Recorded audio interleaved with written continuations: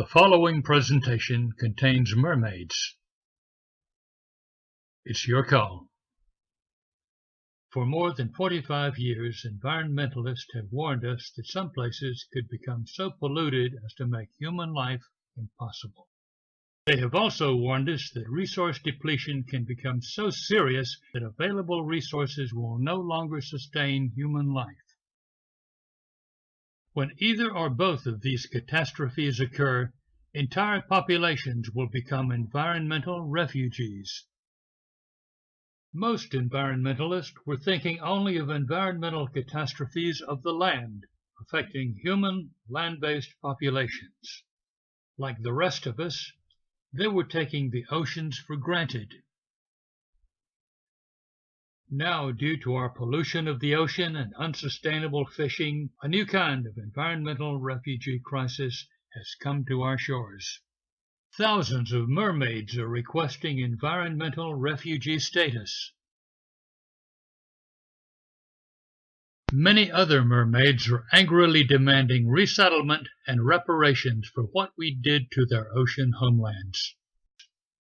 While we were focused on our southern border, a more serious migrant crisis has come to us by sea.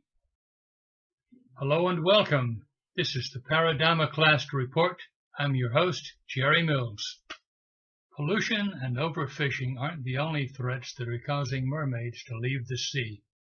Many fishing trawlers don't use exclusion devices, so their nets capture anything and everything. Sea turtles, dolphins, even mermaids. By the time the bycatch is separated from the target fish, many of the bycatch are dead or dying. They're just thrown back into the sea.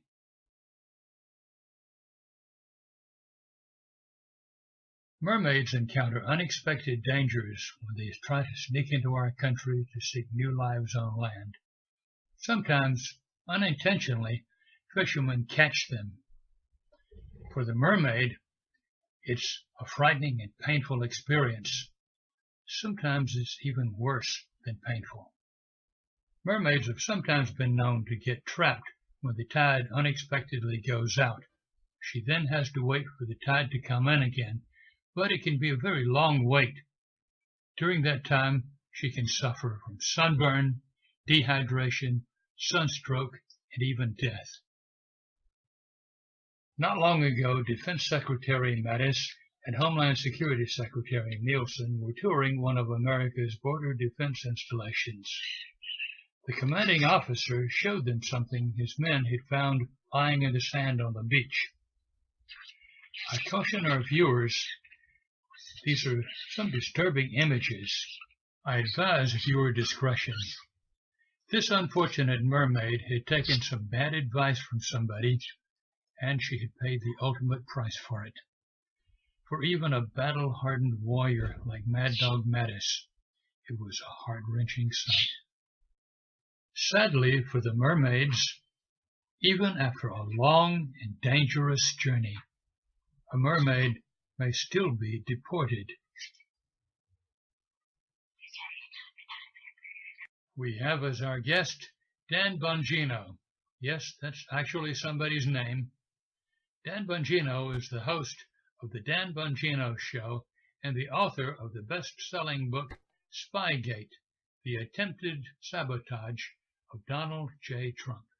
Here's the deal. It's our country. It belongs to the citizens of the United States. We work here. We pay the taxes here. Our kids, our parents, our brothers and sisters have shed blood to save this country, including 2 members of my own family. It's our country, and you don't get to come here and make demands. We have a legal immigration process. My wife went through it. If you want to come here and enter our fabric in this country, fine. We'll welcome you with open arms. But you got to follow the law.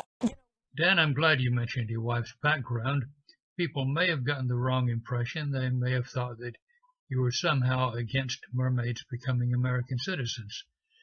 Your wife took the proper course in becoming a citizen.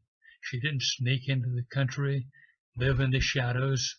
She entered the United States by a lawful port of entry. She worked hard to study, to learn the language, practice it. she got to know the local people.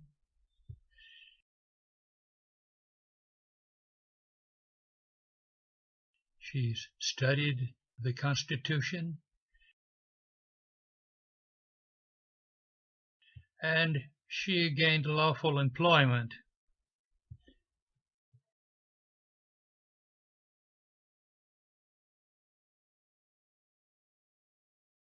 And somewhere along the line, she took the oath of citizenship, as she should have. It's a beautiful thing. I was there with my wife. I shed a tear watching her raise her right hand. It's a beautiful thing, but you got to respect the law. You don't make demands of us.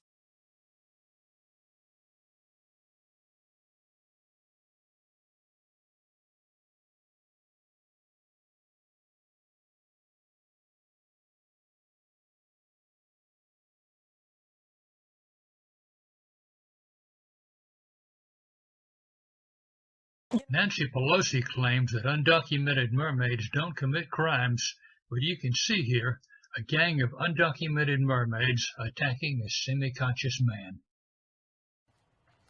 No, I don't accept that. And you shouldn't either. You know, I wake up every morning like, thank God I'm a conservative because I don't have to lie to people like you just, that's lie. Listen, and I don't want the focus group tested crap either. Oh, they're not lying. She's just lying. She made that up. Former President Obama has even claimed that the mermaid invasion isn't even a source of concern because they're over 1,000 miles away from our shores.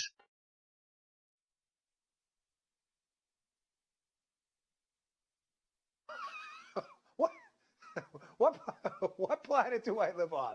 Well, is this? Are we still on planet Earth, or is this some like string theory alternate universe? We've only been telling you this, Republicans, for the last 2 weeks that the media made up this whole story.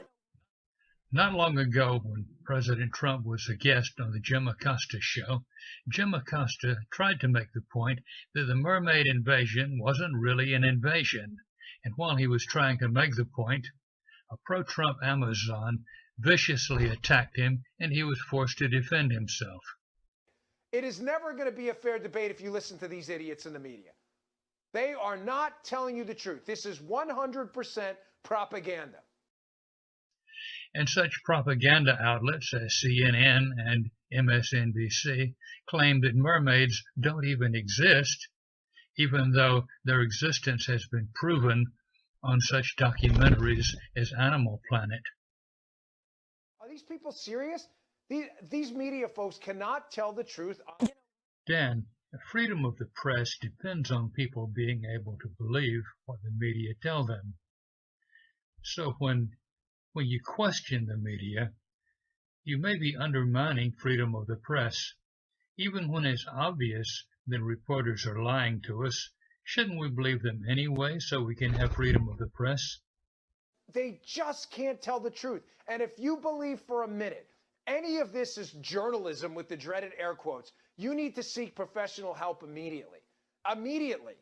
Go seek someone in the mental health arena who can help you get past this, because you are delusional. You may have taken a few knocks to the head. This is not journalism. News reports claim that customs officials are holding mermaids in caves, and that some officials are even harvesting mermaids for their tears, in the belief that mermaid tears can grant eternal youth. I have my doubts about all this. Just how would anybody go about making mermaids cry anyway? Well, you have two different types of these non-lethal chemical devices. You have lacrimators, which make you cry, they make you tear, and you have pepper, which basically burns. But it's temporary, thankfully. Listen, it's not preferable. I'm not suggesting it's a pleasant experience, but it doesn't do any damage. And the minute you put water in your eyes, it's over within a few minutes. But again, it's an unpleasant experience. Well, if there's any truth to these reports about mermaids being held in caves and harvested for their tears, that would reflect badly on the Trump administration, wouldn't it? AP report on alleged illegal immigration abuse at detention centers omits the fact that Obama was the president when it happened. Again, more efforts to cover up these illegal immigration stories under the Obama years that everybody knew happened. So you're saying the reports are true, but the media is being dishonest concerning in whose administration it occurred. Is that it? Folks, this was made up. Many people are taking the position that mermaids should be allowed to come right on in and have their hearings later, as long as they're accompanied by humans. Yeah, and you can thank liberal activists who are incentivizing this type of behavior.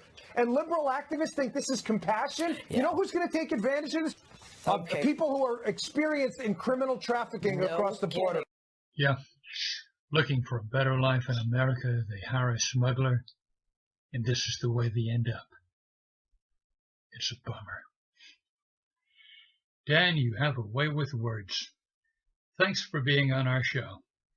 Thousands of years ago, people believed that mermaids were evil creatures that lured men to their destruction. That belief has not entirely gone away. Even today, many people still believe that mermaids are evil creatures that lure men to their destruction. There's just no accounting for human prejudice. I believe that mermaids have quite a bit to teach us if we're willing to learn from them, not only marine biology and other scientific matters, but also learning to live in harmony with nature. I see it as a two-way street. Here's a riddle. What do you get when you cross Gulliver's Travels with the Little Mermaid? Well, you might get Emily and the Mermaid, a novelized fairy tale. A coastal island farm girl, Emily McAllister, and a mermaid, Amelia Dearhart, become friends and grow up together. When they rescue the Prince of Beauteous Kingdom, they're invited to live in the royal palace. Beauteous Kingdom is a very dysfunctional fairy tale kingdom. Students are taught to think inside the box. The kingdom's prosperity is measured by how much money people borrow to spend on things they don't need. The purpose of competing newspapers is to show the readers the boundaries of acceptable thought and discussion. A war is being fought for reasons that don't make any sense at all. And 12 powerful magicians claim the ability to create gold and silver by putting magic words on slips of paper. When the inevitable crisis threatens to destroy Beauteous Kingdom, it will take the combined skills of humans, mermaids, naiads, and fairies to restore peace and bring common sense to Beauteous Kingdom. For more information about Emily and the Mermaid, a novelized fairy tale, click on the link below. Thanks for watching.